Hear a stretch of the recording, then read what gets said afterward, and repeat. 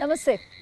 I'm Rucha Godbole. I'm a plant biologist and a co-founder of Salicrop. I'm Sharon Devere from Israel. I'm an experienced entrepreneur, scientist, and investor in agri-technology, and I'm a co-founder of Salicrop. I live in Mumbai, but my ancestral village is 350 kilometers down the coast from Mumbai. And I am the 13th generation of a farming family from that village. Around my village, tiny landholders very frequently lose patches of arable land because of incursion of seawater, because that makes the land unproductive.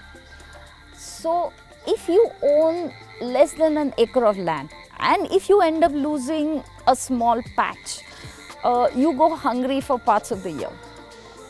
Now, in one of the discussions about this problem, I decided that I should try something. And one of our family friends offered me his seaside garden right in Mumbai for my experiments. So I ran a series of experiments on spinach and beetroot directly on the beach. So, very high level of salinity. What we ended up doing, contrary to all expectation, was to grow substantial amount of food directly on the beach. So we now see all the stressed lands of this earth as a Salicrop opportunity. So we have this group of farmers in Masadbedi, Pune in Maharashtra. They grow rice on salt pan land, and this group has offered to pay us because for 3 successive years when we had a trial on their site, we have given them an yield increase between 13 to 26%. This is just one of the thrills that we have had on our way. I bumped into a colleague of mine in Israel at a conference, and he put me in touch with Sharon. Sharon and I designed a proof of concept trial for this idea in Israel. The first experiments we conducted were on cherry tomatoes and spinach with great success. And that is how Salicrop was born. I was experimenting growing rice in Israel, spending long hours by counting rice, seed by seed. I realized very quickly that this was a technology which is relevant to a wide spectrum of crops. If you're looking for small farms in India to large-scale farms in Australia, both can benefit from the technology because it works on the seed level with no subsequent intervention. We wanted to make sure that the technology was scalable and transferable. So we designed a robust and reproducible process. All crops are different. We look at different stages in the crop cycle. We also look at differential stresses present at those respective crop stages.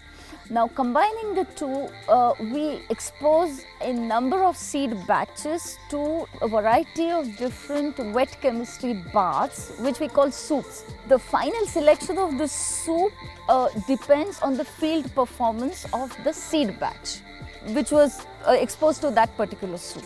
Salicrop soup shows its effect long after germination and is reflected in yield enhancement as well as quality enhancement.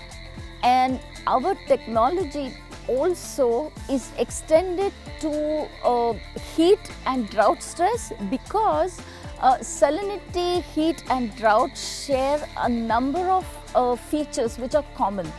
So the mitigation is shared. Salinity accounts for around $500 million of lost productivity in the grains industry in Western Australia alone every year. So it's a big problem. That's why our interest was piqued when we were introduced to Salicrop via one of our existing portfolio companies in Israel.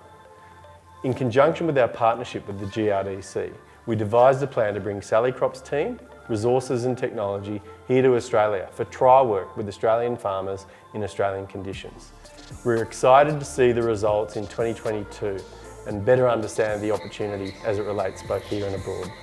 We're farmers as well as companies who are looking for our services. They are all growing on suboptimal soils using suboptimal waters in countries like Mexico, Ethiopia, United Arab Emirates, and of course Australia, which present a significant opportunity for Salicrop. We need now to find a round to expand our portfolio and to scale up our vision. I personally, through Salicrop, I'm trying to live up to the Upanishadic advice of Annena Pranaha Vijnanena Atmanam Vedayati.